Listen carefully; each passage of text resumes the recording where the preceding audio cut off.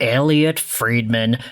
Shout out to you for always giving us some crazy video ideas and some conversations to have about our favorite NHL teams. Today, we're taking a blast back to the April 17th episode of the 32 Thoughts podcast. Who is out? Who is in? The full breakdown. This, of course, came shortly after the conclusion of the 25-26 NHL season, and there is a lot of conversation about which players from which teams could be on the move and who could be sticking around. So I'm going to leave a link in the description of this Apple Podcasts link if you want to go out there and listen to the pod yourself. It's 2 hours and 40 minutes. Throw it on while you do a half marathon or something, or a full one, if you're one of those people. And let's dive into it here. So I wanted to refer to what NHL Rumor Report went out there and posted, because they had some of these quotes that talk about certain Vancouver Canucks and Detroit Red Wings guys. Courtesy, of course, of the Elliotte Friedman podcast episode. We'll dive into the future of Elias Pettersson, and we'll also talk about Captain Dylan Larkin. Take a look at what Friedman said on EP40. The Canucks do not want to keep money. One of the more interesting things will be, do the Canucks give teams permission? So these teams, potentially interested teams, could talk to him. Now that is quite the idea, and I honestly do think that there is a benefit to allowing EP40 to, in a way, dictate where it is that he wants to go. I do get a little bit irked because we had seen previous situations with the Vancouver Canucks specifically where they either catered a little bit too much where they didn't need to for a player who didn't have trade protection, or they went ahead and got a trade done anyway without actually consulting with the player who did have trade protection. I say that very loosely about Quinn Hughes and Tyler Myers. Tyler Myers, this guy was going to go to Detroit. If Patrick Allvin, or maybe not Allvin, cough cough, if Jim Rutherford had his way, it seems apparent that Tyler Myers would have been a Detroit Red Wing, but the Canucks did not end up learning about Tyler Myers' preferences before that trade went through. He has a no-move clause this season, so there was a little bit of a roadblock there. Alas, Myers did not end up getting traded to Detroit. He got traded over to Dallas because he was actually interested in going there, and the Stars were interested in acquiring him. Meanwhile, Quinn Hughes, it's kind of the opposite situation.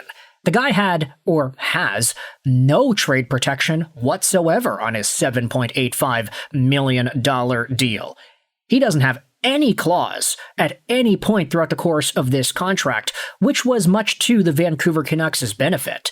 However, they were very open to Quinn. They said, hey, we're going to trade you. We've got some teams that are interested. Detroit wants you. Do you think you could talk about extensions with Yzerman? New Jersey wants you. And then Minnesota wants you. And Quinn, based off of the circumstances of the conversations had and the commitments or non-commitments that he would make to sign an extension, he ended up getting traded to the Minnesota Wild. Now, you can say that Vancouver maybe was acting a little bit too conservative here. Quinn Hughes has no trade protection, so what's stopping you from going out there and trading him to literally just the highest bidder? But, it did seem like Vancouver wanted to give the option to Quinn Hughes to, in a way, steer the ship as to where it is he could get moved to, because Vancouver wanted to maintain not just a positive relationship with Hughes. I don't know if they really care about that, to be honest, but they wanted to maintain a positive relationship with the agents that represent Quinn Hughes, Pat Brisson in particular. Rick Dhaliwal talks about this all the time, but agent and team relations are very important when NHL teams come about to discuss shop, to discuss free agency claims, and to discuss potential trades. So Vancouver trading Quinn Hughes to a place that he'd actually be comfortable going to, that was a pretty big deal. Now, Elias Pettersson, on the other hand, you think about him and his contract situation, $11.6 million a year. Vancouver does not want to retain on that, and it's understandable why. Petey, however, he does have full no-move protection, but that seems to not really be too much of an anchor based off of some of the hearsay we have had tossed our way. The point is, it seems like Elias Pettersson would be open to the idea of a trade as much as he says he likes Vancouver and he wants to stay, as much as it feels like home after all. I think if Elias Pettersson was just given the opportunity, hey, you want to go to Florida? Hey, do you want to go to Vegas? Hey, do you want to go to XYZ, a nice, desirable city with a good culture and maybe not super high pressure in the media? Maybe that's something that he's interested in. Who really knows? Elliotte Friedman's hypothesizing that Vancouver could give these teams permission to talk to Pettersson. And also, if a team ends up talking to Petey, they get some conversations going, they learn about him, the stature, the player. Maybe they're a little more comfortable to pay that $11.6 million a year if they talk to this guy and they learn about this guy and they say, he's actually a pretty good kid. We believe in him. We think he can be as good as he can be. Maybe that helps out Vancouver. Who really knows? With that said, let's shift gears over to the Detroit Red Wings side of things and the new Dylan Larkin conversation that was proposed here by Friedge on 32 Thoughts. Someone asked me, Friedman said, do you think that was Dylan Larkin's last game in Detroit? And I was like, you can't do that. I know everybody's frustrated right now, but you would have to show me a trade for that guy that made any sense. And Friedman, I'll probably go out there and agree. Dylan Larkin is many things, but the problem in Detroit is probably not one of that. I don't think, at least.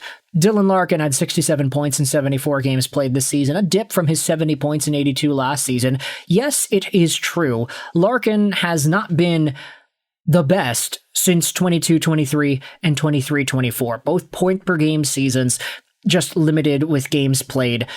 Larkin has been awesome. We all understand how good it is that he could be, but I guess you could also debate whether or not Larkin himself is a happy camper as a member of the Detroit Red Wings. This team hadn't made the playoffs since his rookie year 10 seasons ago, and with him getting super frustrated last year after Stevie Y failed to make any significant trade deadline acquisitions, you could bring up whether or not Larkin is equally ticked off this year with the fact that Stevie Y did not make any big additions. Justin Falk is a fine addition, but is he a big one?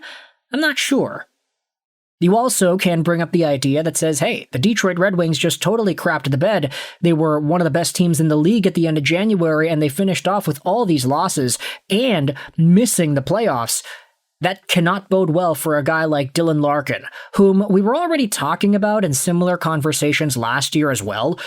The idea was, hey, Dylan Larkin played for Team USA at the Four Nations in 2025. He scored some important points, and he got a taste of what that important hockey felt like, sounded like, and just how different it compares to Detroit Red Wings hockey.